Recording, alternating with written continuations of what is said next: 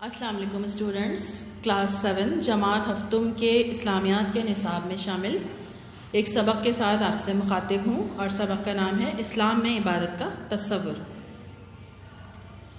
عبادت کے جو لفظی معنی ہیں وہ ہے عاجزی اور انکساری کے، یعنی کسی کے آگے جھکنا، کسی کی اطاعت کرنا، کسی کی بات ماننا، کسی کا حکم ماننا۔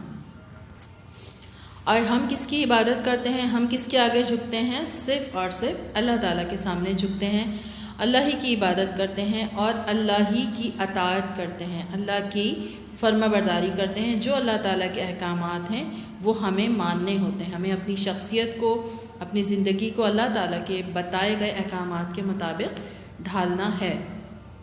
کیونکہ اللہ تعالیٰ نے انسانوں کو دنیا میں عبادت کے لیے ہی بھیجا تھا، ایک دوسرے کا خیال رکھنے کے لیے، اللہ کی عبادت کرنے کے لیے۔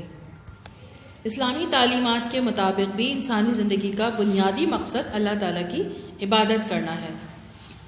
اس کے بارے میں اللہ تعالیٰ نے فرمایا ہے، ترجمہ ہے ایک آیت کا، اور میں نے جنوں اور انسانوں کو اس لیے پیدا کیا ہے کہ میری عبادت کریں۔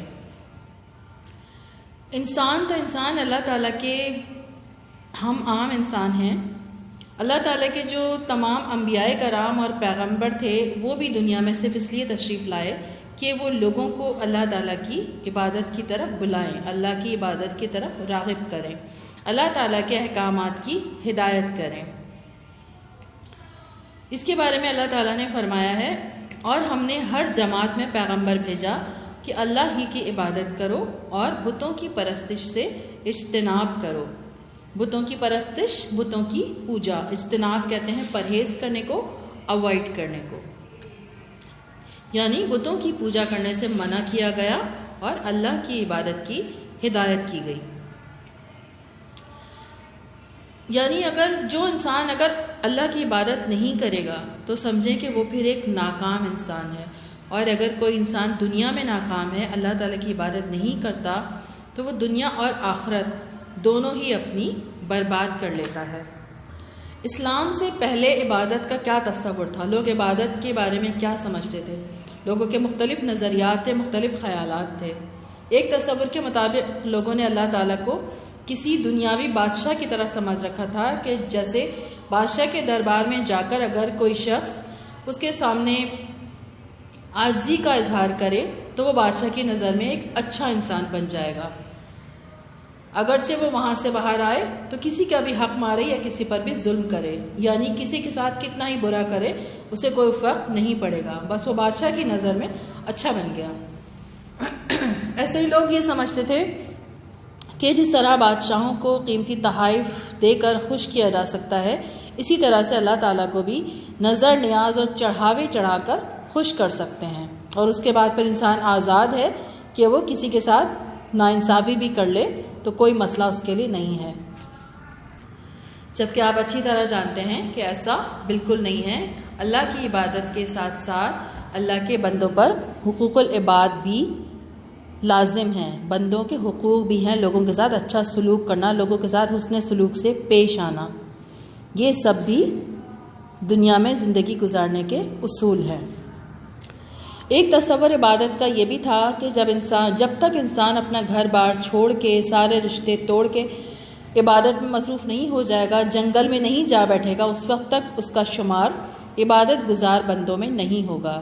جبکہ ایسا بھی بالکل نہیں ہے کہ سارے رشتے ناطے توڑ کے جنگل میں بیٹھ جائیں اور صرف عبادت کریں۔ اللہ تعالیٰ نے عبادت کا یہ طریقہ بھی نہیں بتایا۔ اللہ کی عبادت کے ساتھ ساتھ دنیاوی معاملات بھی نبھانے ہوتے ہیں۔ اب اسلام میں عبادت کا کیا تصور ہے، یعنی ہمارے مذہب نے کس طرح بتایا ہے کہ عبادت کس طرح کی جائے۔ ہمارے اسلام میں جو عبادت کا تصور ہے وہ بہت وسیع ہے، بہت جامع ہے، بڑا کلیئر ہے۔ اسلامی تعلیمات کے مطابق انسان اللہ تعالیٰ کا بندہ صرف عبادت کرنے کے وقت ہی نہیں ہوتا، بلکہ انسان مسجد میں ہو یا گھر میں، بازار میں ہو یا دفتر میں، یا کوئی خاندانی معاملہ سلجھا رہا ہو یا سیاسی امور میں مگن ہو، یعنی کہیں بھی ہو، زندگی کے کوئی بھی کام سر انجام دے رہا ہو، وہ ہر صورت، ہر حال میں اللہ تعالیٰ کا بندہ ہے، اور زندگی کے ہر معاملے میں، زندگی کے تمام معاملات میں انسان کو چاہیے کہ وہ اللہ تعالیٰ کے احکامات کو مانے، اللہ تعالیٰ کے احکامات کی پیروی کرے۔ اور اسلامی نقطۂ نظر کے مطابق جب انسان زندگی میں کوئی بھی کام اللہ تعالیٰ کی عبادت کے مطابق، اللہ تعالیٰ کی تعلیمات کے مطابق کرے گا تو اس کا وہ کام پھر عبادت میں ہی شمار ہوتا ہے۔ جیسے کسی مریض کی عیادت کرنے جائے، اگر کسی مریض کا حال پوچھنے جائے، اس کی طبیعت پوچھنے جائیں تو وہ بھی عبادت میں شمار ہوتا ہے۔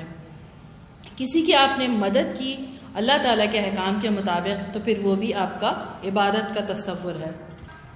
یہاں تک کہ نماز پڑھنا جیسے عبادت ہے تو اسی طرح سے رزق حلال کمانا بھی عبادت ہے۔ رزق حلال کی کوششوں میں جانا، رزق حلال کی کوشش کرنا بھی عبادت ہے۔ حضور اکرم صلی اللہ علیہ وسلم نے فرمایا کہ اللہ تعالیٰ اور اس کا رسول صلی اللہ علیہ وسلم مزدوری کرنے والے ہاتھ سے محبت کرتے ہیں، یعنی اگر کوئی شخص اپنے گھر والوں کے لیے روزی کمانے نکلتا ہے، اپنے گھر والوں کی ضروریات پوری کرنے کے لیے گھر سے باہر جاتا ہے تو وہ اس کا کام جو ہے، جتنا وقت وہ باہر گزارتا ہے، پھر وہ کام اس کا عبادت میں شمار ہوتا ہے۔ ایک بار ایک شخص نے رسول اکرم صلی اللہ علیہ وسلم سے پوچھا کہ سب سے بڑا گناہ کون سا ہے؟ تو آپ صلی اللہ علیہ وسلم نے فرمایا شرک۔ اس نے پوچھا اس کے بعد؟ تو آپ صلی اللہ علیہ وسلم نے فرمایا جھوٹی قسم کھانا۔ اس سے کیا ثابت ہوا کہ جیسے اللہ تعالیٰ کو ایک ماننا عبادت ہے، ایسے ہی جھوٹی قسم نہ کھانا بھی عبادت ہے۔ شرک کیا ہوتا ہے کہ خدا نہ کرے، نعوذ باللہ، اللہ تعالیٰ کی عبادت میں کسی کو شریک کرنا، لیکن ہم صرف اور صرف اللہ تعالیٰ کو ایک مانتے ہیں اور اسی کی عبادت کرتے ہیں، یعنی اللہ تعالیٰ کو ایک ماننا بھی عبادت ہے۔ عبادات کے مختلف طریقے ہیں، جیسے نماز پڑھتے ہیں ہم، روزہ رکھتے ہیں، حج کرنا، زکوٰۃ دینا۔ تو عبادت صرف یہاں تک ہی محدود نہیں ہے۔ ہمارے اسلام میں صرف انہی چیزوں کو عبادت کا درجہ نہیں دیا گیا، بلکہ ہر وہ کام جو اللہ تعالیٰ کے احکام کے مطابق کیا جائے گا وہ عبادت ہی کہلائے گا۔ جیسے روزہ رکھنا اگر عبادت ہے تو کسی انسان کے کام آنا، کسی کی مدد کرنا، کسی کی مشکل میں اس کے ساتھ شریک ہونا، اس کے ساتھ کھڑے ہونا، یا کسی بھٹکے ہوئے کو سیدھی راہ دکھانا بھی عبادت ہے۔